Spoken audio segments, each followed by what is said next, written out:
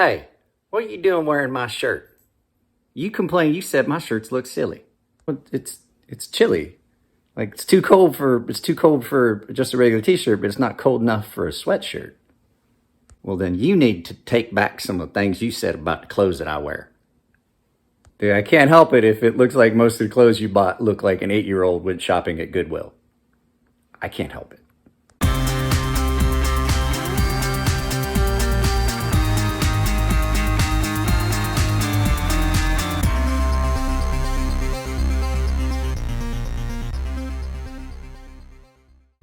Well, guys, sorry, I have to apologize to PDM. I had to steal one of his shirts. It's one of those days where it's too warm for a sweatshirt, but too chilly for a regular t-shirt. So I borrowed one of his long sleeve racetrack shirts.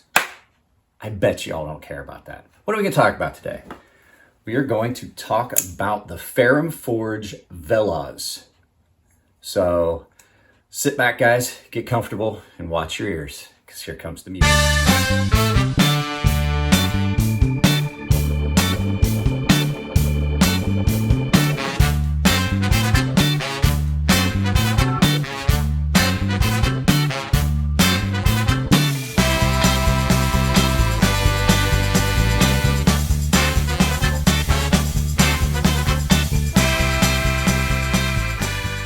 Looking at. We are looking at the Ferrum Forge Veloz, which is a collaboration between Ramon Chaves from Chaves Knives, Chaves American made, the maker of the 228, the Chaves 228, and the Redencion Custom. It's a scaled down version of that knife, and Ferrum Forge did it, and they did a pretty good job of it. It's a really nice knife. This is on loan to me from Matthew. And I will go ahead and give you a disclaimer. I did not sharpen this knife. It's somebody else has done this and they've got a very asymmetrical edge on it. But we're going to turn this around right now. We're going to take a look at it. I got some other stuff to compare it to and things like that. This is the Ferrum Forge that, while I like it, I would not purchase. And I'll explain to you why. There's something distinct about some of the Chaves knives that you'll see when I bring out my Ultramar Street version of the Ramon Chaves knives. So let's go ahead and we'll get it turned around and we'll do some info about it. We'll do some size comparison. We'll do some weights and things like that. So, all right, guys, hang on just a second. Now that I get my light set up so we can take a good look at it. This is the Ferrum Forge Chaves knives collaboration that they called the Veloz. Now you can see it has the Chaves USA back when Ramon was making knives under that moniker, Chaves USA, and the Ferrum Forge logo. And basically what this is it's a scaled down flipper version of Ramon's knives. It does not have the unique grinds like the Spanto. It's pretty much a full flat grind, titanium frame lock with some pretty cool stuff. But let's look at some specs first. So what are you looking at? Overall length of this knife is 7.25 inches. With a blade length of 3.125 inches in CTS XHP. This is one of the few knives that the boys did in CTS XHP. And I'm trying to adjust this. Hang on just a second. I had a light in a position where I really didn't like the lighting I was getting. It was giving me way too much shine. But you're going to get that with this blade because this is a stone wash, really fine stone wash, and it's really reflective. So, like I was saying, this is done in CTS XHP. It's one of the few knives that they did it in. They carried through a lot of Ramon's design features. This knife the handle on this looks almost identical to the actual 228. Blade shape's fairly similar, but a little bit different. This is where Chris and Elliot had their little bit of a influence on that. It is a flipper that runs on bearings with a rolling detent, steel lock bar insert. But one of the cool things are these thumb studs. These 6-shooter thumb studs is kind of what set this knife out for a lot of people. These were really cool. Now, this is not a maker's choice version of this. This is just a standard Veloz. This is, like I said, this is Matthew's. And I can't remember if he and I did the work on this to do that two-tone like that, or if this is the way he bought it. But at any rate, I know that we've done some stuff to this. The Chaves pocket clips, skull pocket clip and everything, really stuck with Ramon's designs. So let's go ahead and get the scale out and we'll get some weight. Oh, what are we looking at on weight here? In ounces, you are looking right at 4 7/8 ounces. In grams, for those of you that don't use freedom units, in grams, you're looking at 140 grams. Now, this knife, the action on this knife is great. Like all ferrum forges. I mean, you can't ever really, I've never really come across a ferrum forge that did not have a really good action. It's one of the things that the boys are really particular about. So let's do some comparisons. Let's set this here and I'll get a couple things to do some comparison. So let's turn this off. One of the obvious things to do a comparison on which is coming up, but so that you guys know, pretty much everybody knows what a large Sabenza looks like in size, a little bit smaller, a little bit chubbier than that. Kind of like Ramon himself. I'm sorry, Ramon. Ramon is an incredibly nice guy. He's a lot of fun to hang out with.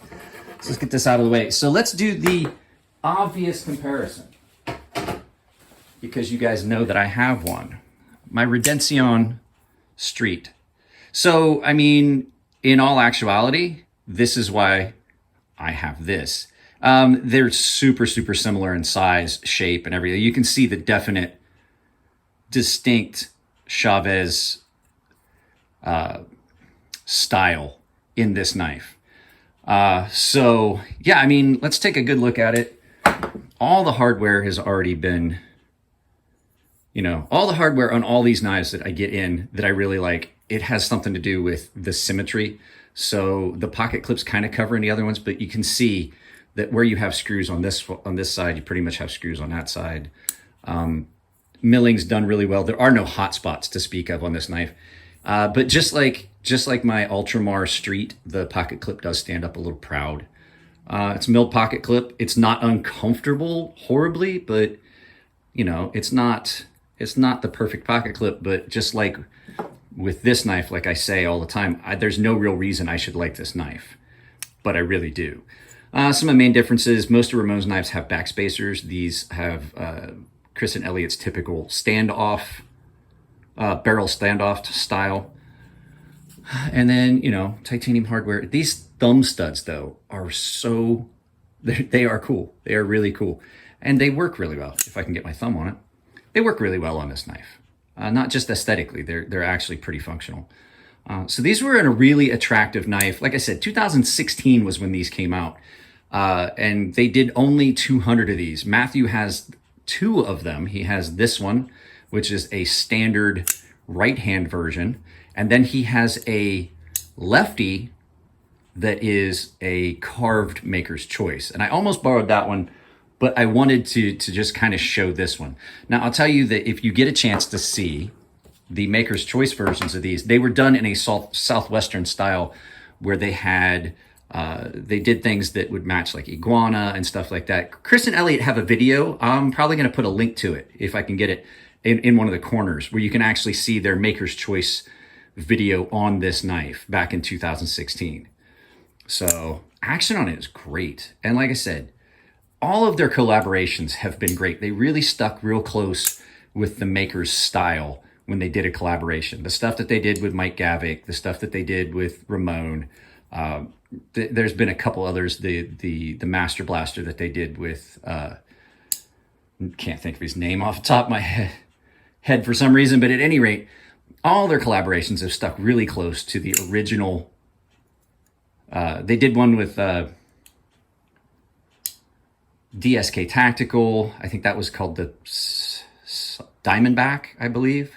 It's a snake name, but they've done several, and they do a really good job of sticking with that. So let's get this turned back around, and we'll do some final. I'm sure that there's a lot of you going like, well, Mike, you said that this is one of the ferrum forged knives that you really like, but you wouldn't purchase. For a long time, I did want one of these. The thing is, now that I have this, which is more true to the 228, which is a knife that I love. I really do love it. It's just a little bit too big and bulky.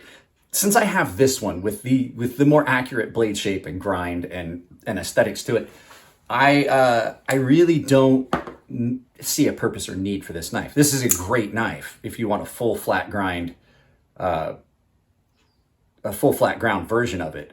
I'm just not as big a fan of this version as I am the more accurate thing. And it has nothing to do with this knife not being great. This knife is really, really nice.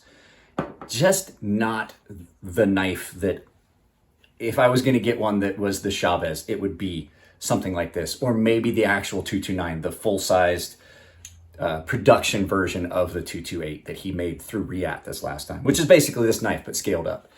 Matt has one of those. I'm going to see maybe about borrowing that and doing a comparison between it and his 228. If I can borrow both of them, it would be a really good side-by-side comparison.